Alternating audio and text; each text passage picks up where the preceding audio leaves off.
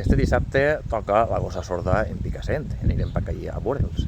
I m'ha vingut al cap que quan era l'època d'ells, que compartien època en Obrim Pas i molts més grups, però n'hi havia el rotllo este de tu de qui eres més, de La Gossa o d'Obrim Pas? Ja, caguen, Déu, sempre té que haver algú fent la mà donant-te triar a veure, segons la resposta, a classificar-te així o allà. Tu creus més de la Polla o d'Escorbuto?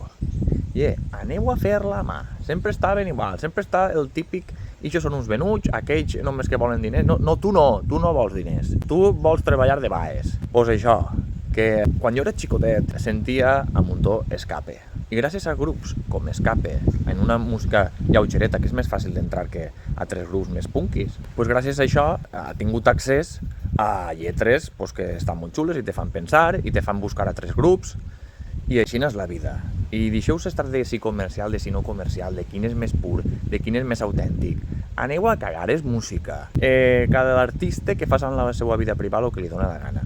I si tu descobreixes alguna sobre la vida privada dels artistes que no te mola, doncs no t'agrada i tots els respectes del món. Caldria saber també si els artistes descobriren coses de tu, segurament tampoc els agradaria, perquè tu i jo i tots els que estem per ací tenim una cabassà de contradiccions. I validem el capitalisme tots els dies.